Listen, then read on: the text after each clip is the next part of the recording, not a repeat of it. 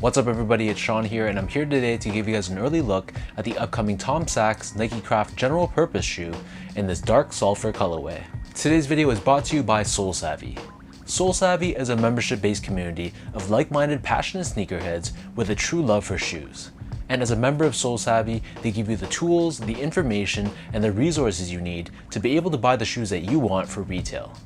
So I've been a member of SoleSavvy for years now, pretty much since they started, and the thing I love most about being a member is that it gives me that one-stop shop so I know exactly what's releasing, where and when, and as a member they give you a bunch of tools such as add to cart links, sneaker website monitors, training sessions for big sneaker releases, along with a member-only store where they sell shoes only for retail.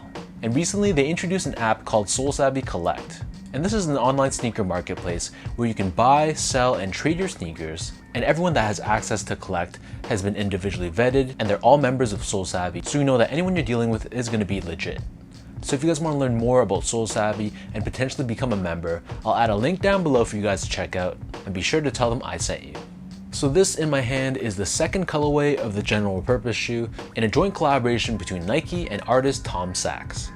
So this is the follow-up colorway to the light cream colorway that dropped a few months back. And whereas that one was exclusive to Tom Sachs' website, this pair in comparison is much more widely available. So these are releasing on September 2nd for a price of $110 US or $145 here in Canada, and the official colorway for this shoe is dark sulfur, white, and light cream. So first things first, here's a quick look at the box, and as you can see this comes in that same orange based cardboard box. We have Nike Craft branding on the top. On the bottom of the box it says own less, do more, and then on the side of the lid we have the name of the shoe, General Purpose shoe, along with Tom Sachs. So diving into the details of this silhouette, the upper of the shoe for the most part, this is constructed out of a yellow colored knit. According to their website, this knit is wound tight enough that it makes it somewhat water resistant, but at the same time, it's open enough that it makes it a breathable sneaker. Overlaid on top of this, we have this additional yellow overlay, which gives you added durability, but from what I noticed for the light cream colorway that I've been wearing for months now, it starts to crack even after a couple of wears. Surrounding the front toe cap, we have this dark yellow colored suede, and this suede covers the middle of the shoe where the eyelets are. Beneath this, on the mid panel, we have more of that same mesh that we saw earlier on the toe box, and we have a large white colored Nike swoosh overlaid on either side. Moving downwards, you can see more of that yellow colored suede. This wraps around both the bottom and the top of the heel, and at the very top we have Nike branding debossed in black. And above this we have this bright orange colored pull tab, which helps you get your foot into the shoe with ease. Turning our attention back to the front, so for the laces, these come with a sail or off-white colored lace, which has this ribbed finish to it. Underneath this we have a mesh tongue, but there is a thin layer of foam within it, which gives you a small layer of additional comfort. At the very top we have this Nike tag, and sliding through the tag we have another orange colored pull tab, just like the one that we saw earlier on the heel.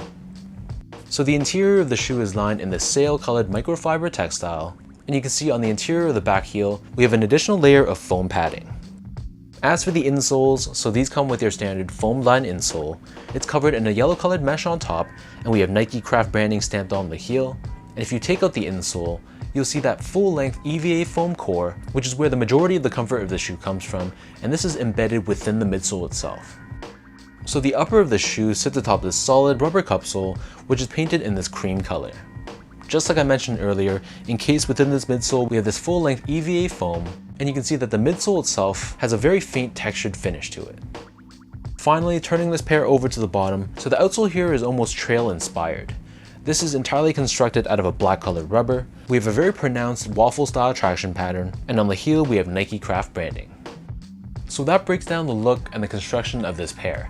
And for those wondering about sizing, so in my initial review of the light cream colorway, I told you guys to stick true to size, but after wearing that shoe for a couple of months now, I want to revise my recommendation, and I'd say that if you have narrow, normal, or slightly wide feet, go a half size down from your true size, but if you have wider feet, you'd probably be better off sticking true to size. So I'm a true size 10, slightly on the wider side, and the shoe is labeled in women's sizing. So normally a size 10 men's would be an 11.5 women's, but ideally the women's size 11 fits me better. So assuming you don't have really wide feet, let's just say for example you're a men's size 8.5, then I'd say go half size down, which is a men's size 8, and the equivalent to that in women's sizing would be a 9.5. But your mileage may vary. If you prefer more of a roomy fit and you don't mind extra room from a length perspective, then you might be fine sticking true to size as well, but this is based entirely on my experience.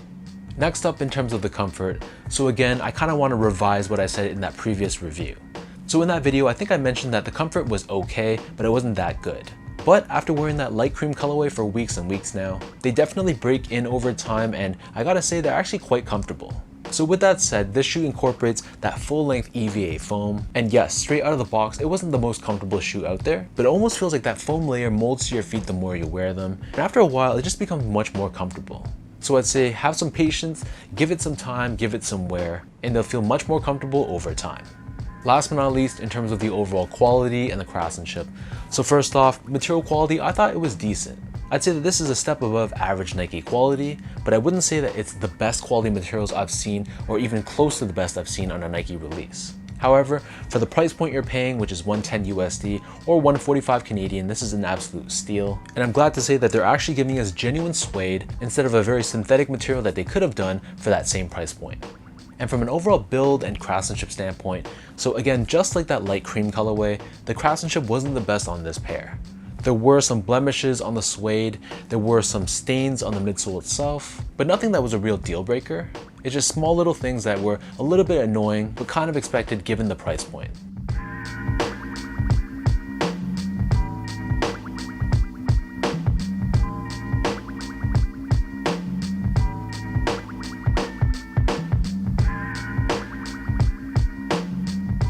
So with all that out of the way now, let me toss these on feet and I'll show you guys how these look.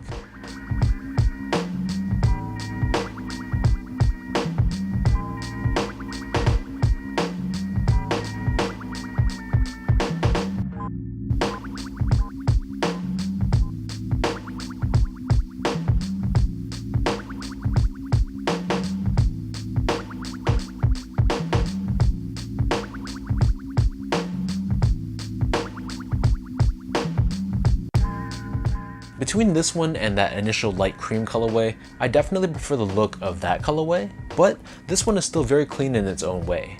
Obviously with this bold yellow, it's a much more eye-catching pair, whereas that one is much more versatile and much more subdued. So if you want a shoe that's a bit more flashy and much more of a statement piece, and if you don't want to pay the resale prices of that initial colorway, then this one could be a very solid addition to your collection.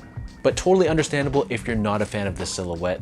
At the end of the day, this is a very basic looking sneaker, and I'm obviously not going to deny the fact that a large chunk of the popularity behind this shoe comes from the fact that this is a Nike Craft Tom Sachs release. The sneaker game is what it is. That's kind of the reality in today's landscape. So to me, I don't really care what's the reason behind why you like a shoe. Maybe it's because it's limited, maybe it's because it's a collaboration, or maybe you just genuinely like the design. You do you do what you want, it's absolutely your money. So drop a comment down below to let me know what you guys think of this Dark Sulfur general purpose shoe. What are your overall thoughts on the colorway of the shoe specifically, and what are your thoughts on the silhouette? Are you a fan of this model? Is it too basic? Do you think it's ugly? Either way, regardless of what side of the coin you're on, leave a comment down below. If you guys like this video, be sure to like, comment, and subscribe to my channel if you haven't yet. You can follow me on Instagram at esco8, check me out on Twitter at sean.go, and visit my website at seango.ca. So until next time, thank you guys so much for watching. Hopefully you guys enjoyed this review and hopefully it helped you in some way.